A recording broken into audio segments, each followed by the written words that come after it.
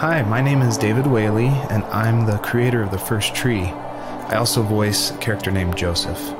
So I just wanted to introduce you to this commentary mode, tell you that you can find interesting things about how I made this game by touching the speech bubbles you see in the world.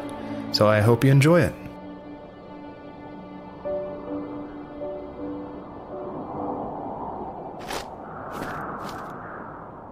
Are you awake? I thought I heard you get up.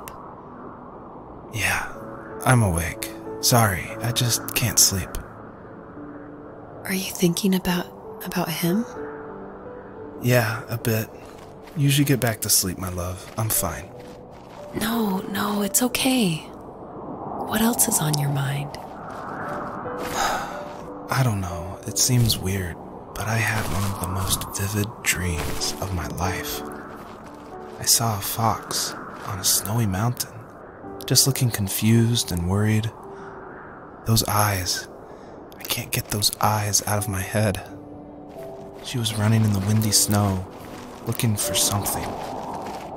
Do you think it has to do with you and what's been going on? I don't know. It was just a dream, Rachel. They're not meant to make sense. A lot's happened the past couple days, that's all. Well, if you're not going to sleep anyway, you should tell me. I want to hear. All right.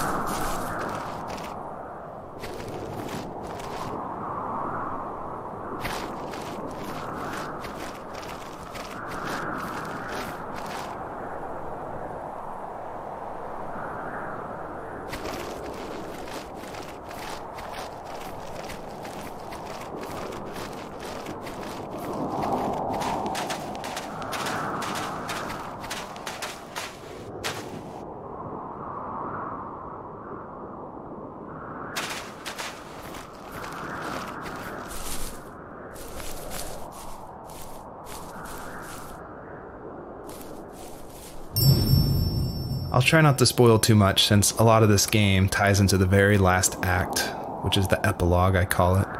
But you'll notice there's lots of items around, and that's kind of what the first tree is about, is like exploring this land and trying to figure out why they're there, what they were used for, and it's kind of explained that this is a dream for Joseph, but it's something different, and it's not supposed to be like your average dream. It's supposed to be something a little deeper.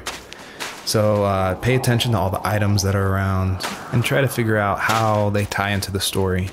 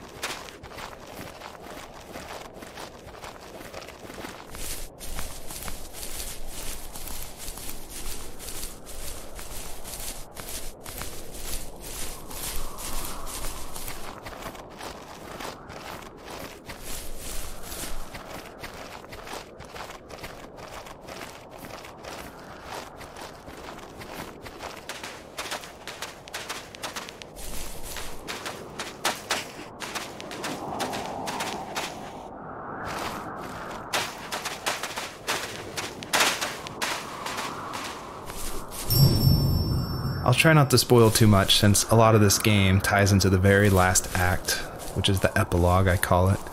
But you'll notice there's lots of items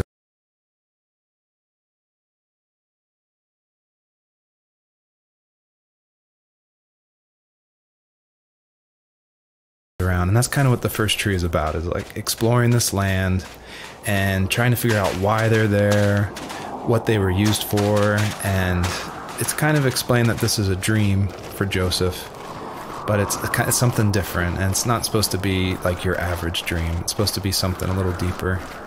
So pay attention to all the items that are around and try to figure out how they tie into the story.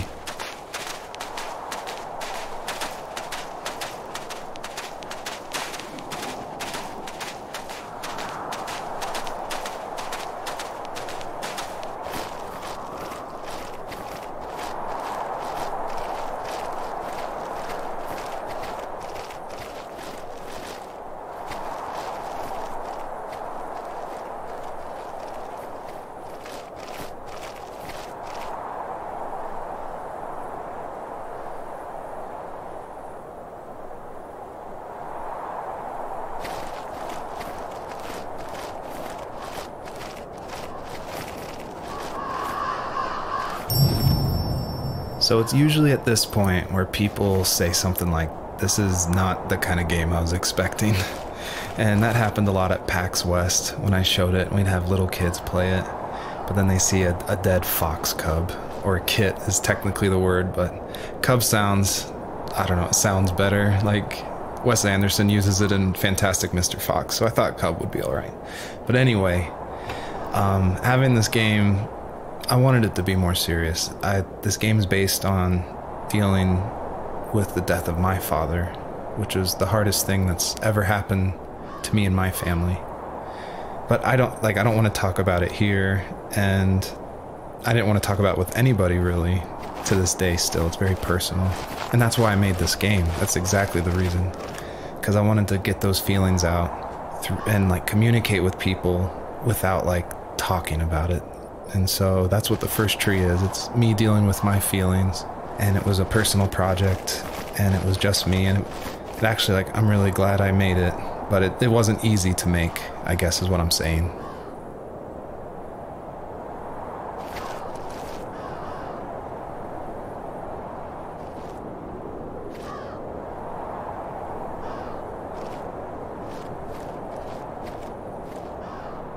So, not far from her home, she followed that path to something unexpected.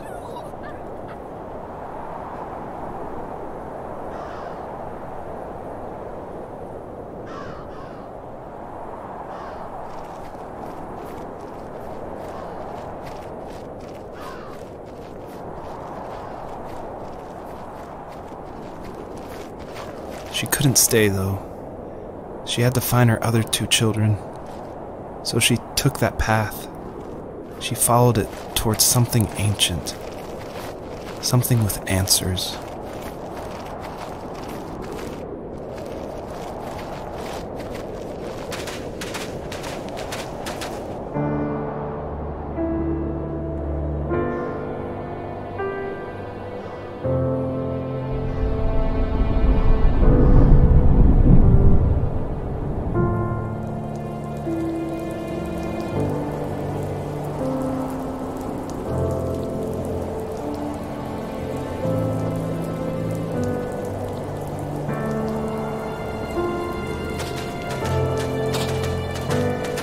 The fox looked high and low, searching for any sign of her cubs. Points of light showed the way to this ancient tree. It was as if each one had a story to tell, all their own. The land was trying to tell my story, too. I felt like I was right behind her the whole time.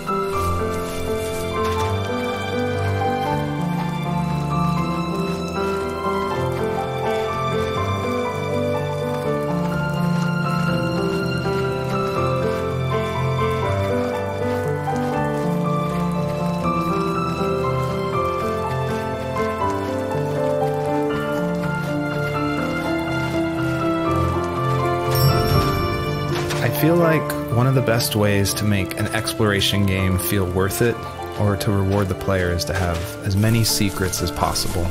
Like some of my favorite games like Dear Esther and Gone Home and Firewatch. I love those story-driven games. And they're kind of like these mystery boxes where if you put in a lot of effort, if you look closely, the world reveals itself to you better. So there are like secrets in the first tree. See if you can find one of these hidden items by digging around in these unmarked spots around this area.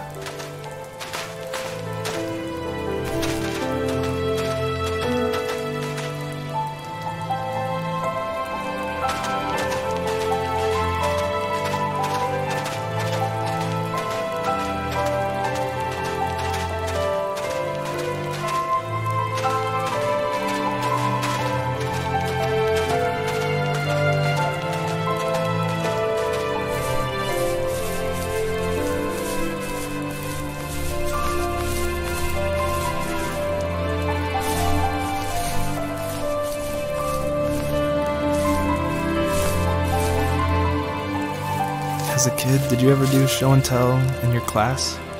Yeah, I think I only did it once, when I was in the 4th grade. You know how my life was around then. I wanted to show my class what helped pass the time and distracted me, so I brought a dozen paper cranes I had made. I think I told everyone how badly I wanted to be a bird and fly, embarrassingly enough. Don't be embarrassed. Every kid wants to fly. For me, it was another toy from my dad, a wooden boat. I remember guarding it so carefully in my hands as I walked into class. When I sat down, a group of boys immediately made fun of it. They asked which trash can I found it in, or why an ugly log was my favorite toy. When I got up, I didn't even want to tell them my dad had carved it. I said it was a joke gift my friend had given me. Kids can be so cruel. Some of them are. I shouldn't have let them get to me, but it did. It's amazing we bounced back at all.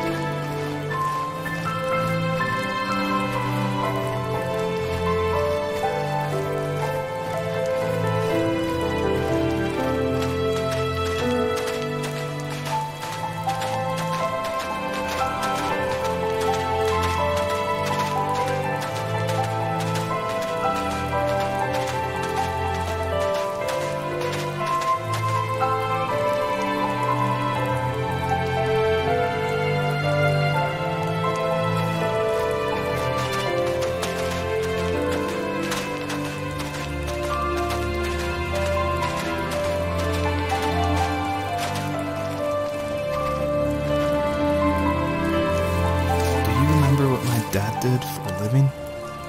Wasn't he like a lumberjack? That's one way of putting it. If wood was a canvas, then a carving knife was his paintbrush. Even after working a 50-hour week, even after his hands were more splinters than skin, he would bring home the nicest piece of Alaskan weeping cedar and make me toys. That wooden train was the first toy I can remember, and I loved it. I just knew from a young age I was going to be a lumberjack, like my father.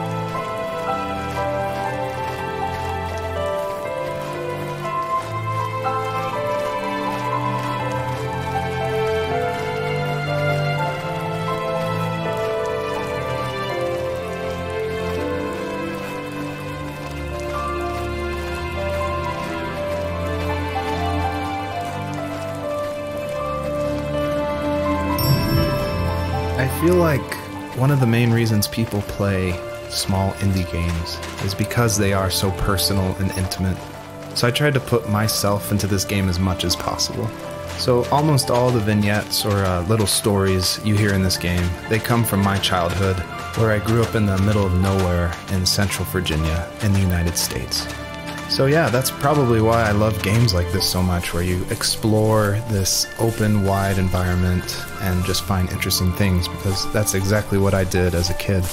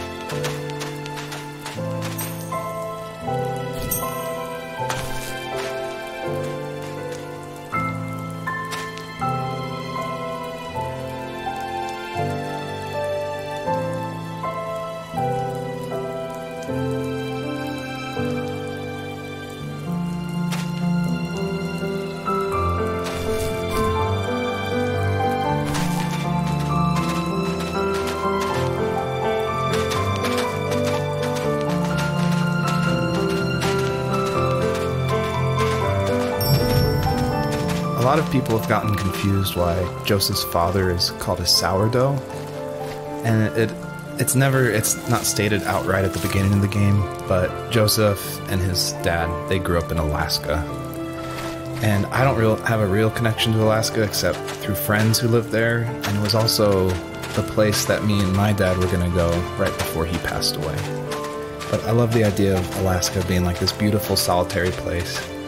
But anyway, what that has to do with sourdough is it's an Alaskan slang term about like someone who lives in the backwoods, like a redneck in Alaska. So I thought that was just to put some authenticity into the game. I added that word. Usually those kids would leave me alone, but somehow they could tell I was different. They made fun of how far away I lived. They called my dad a sourdough.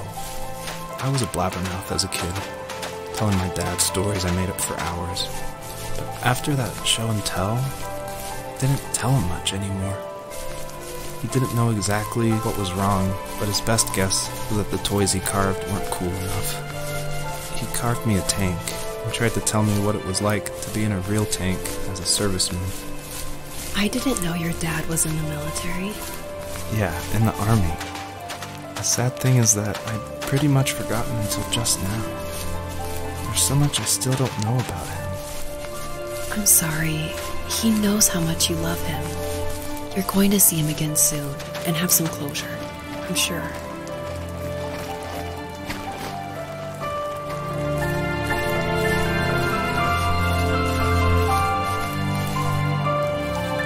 The older I got, the more I withdrew. I asked myself, why talk to anybody anyway? Why bother when I'm happy by myself? I started drawing a lot, mostly animals I saw in the woods by my home. I then imagined designing my own hideouts with things like TVs and pantries full of chips and cookies. I think that idea of leaving home and drawing blueprints started my career. I found a lot of solace in that. I'm not surprised, but I did the same thing, you know? There's something special about having a place to call your own. And now look at us. Well, you count renting in an overpriced city. It's as close as we can get for now.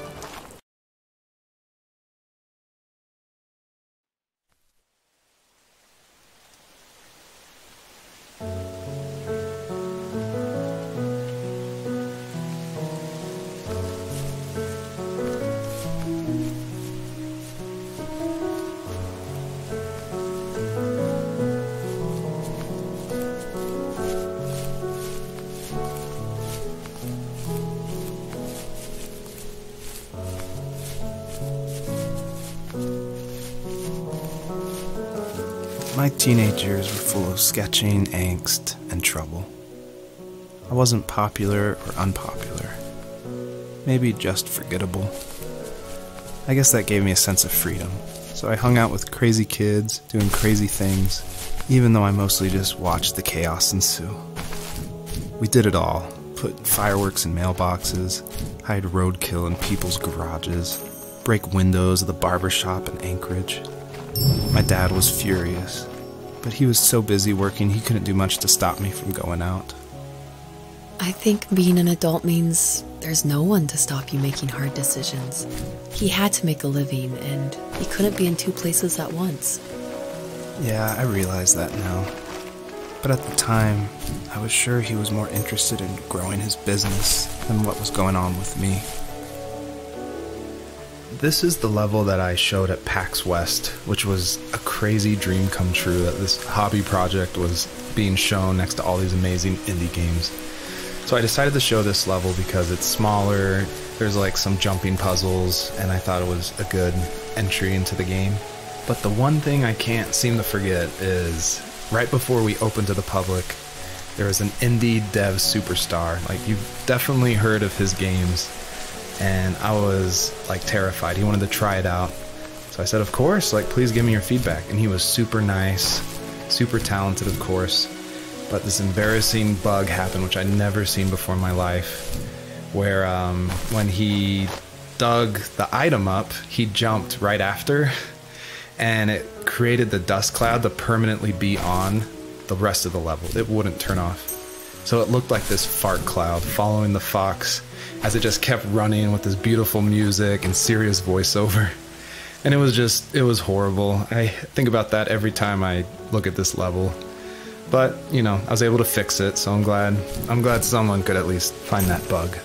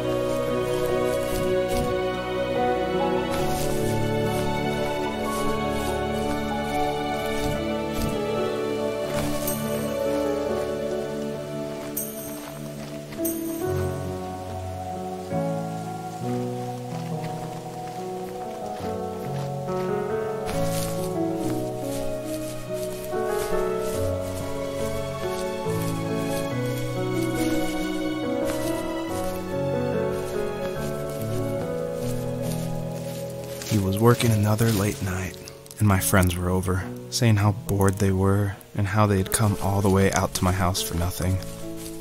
One of them mentioned how that old, ugly beyond belief truck was still in the garage, and how we should take it for a spin. I was only 15, so I kind of fought it for a while. The next thing I knew, we were careening around the mountain path, rocks spitting onto the sides of the cliff, while my dad's cringeworthy bluegrass blared out the speakers. I drove while my friends were in the back of that yellow and purple truck, throwing beer bottles and trash at anything remotely interesting. Felt like I was soaring in the air with borrowed wings. But all good things have endings. A cop outside of Eagle River pulled us over after he saw us in a bottle rocket into someone's yard. What followed was a long night of talking to disappointed adults and feeling smaller than ever.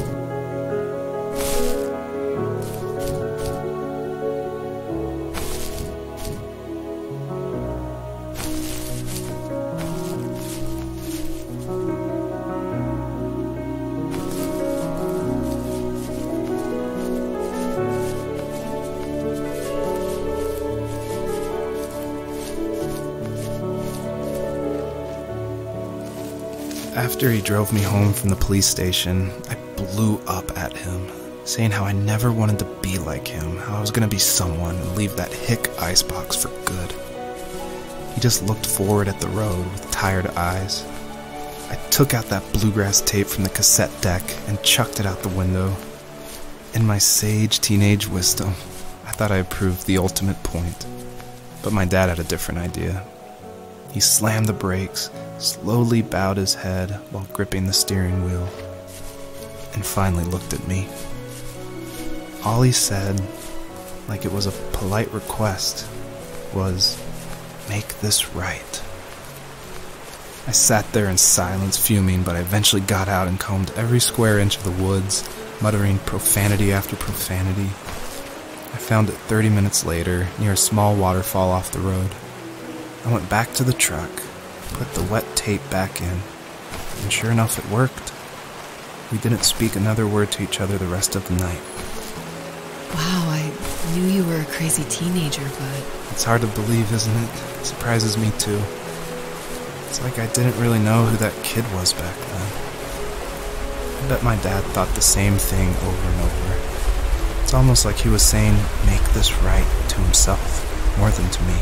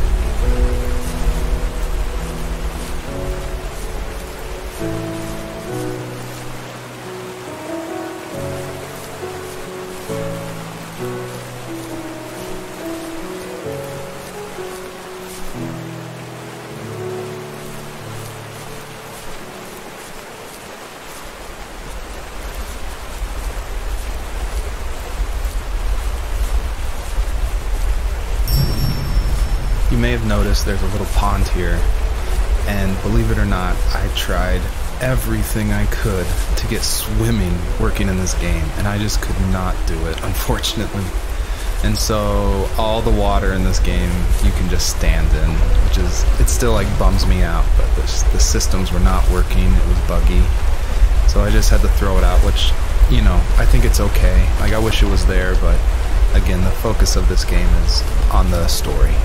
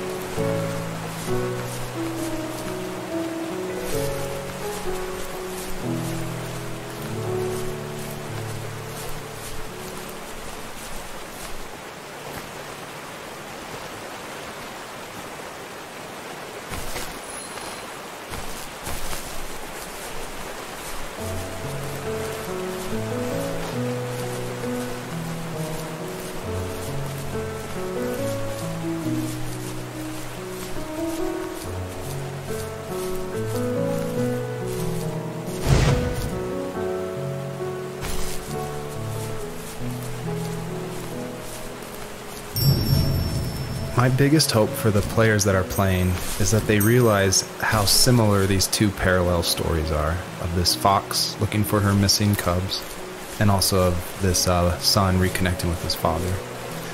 And so I try to add little touches in the voiceover and in the environment to help draw those parallels, even if they seem totally dissimilar. A big example is the truck, for instance, that Joseph grew up with. It's purple and yellow like the butterflies for this fox. So I tried to add as many touches like that throughout the story as possible.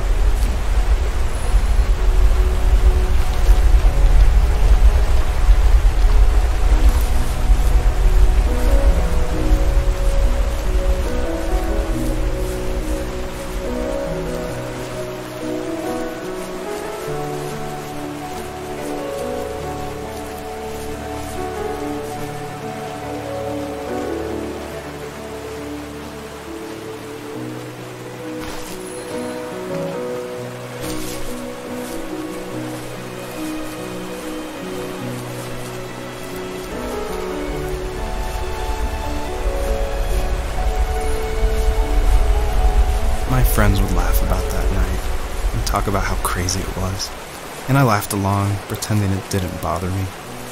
But it did. I imagined my friends growing old in the bush, unable to find that thrill in those godforsaken ice fields. It's like those mountains were a literal wall, keeping me from leaving, where all I would have to look forward to are lumber yards and evening beers.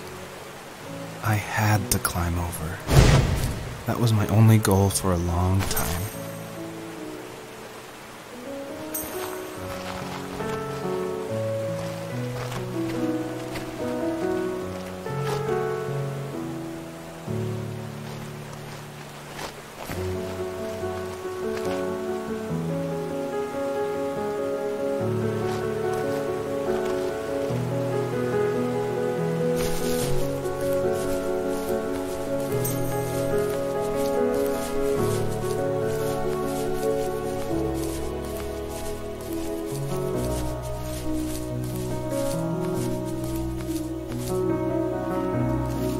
If there was some way I could take my love of drawing and turn it into a way of escape, nothing would make me happier.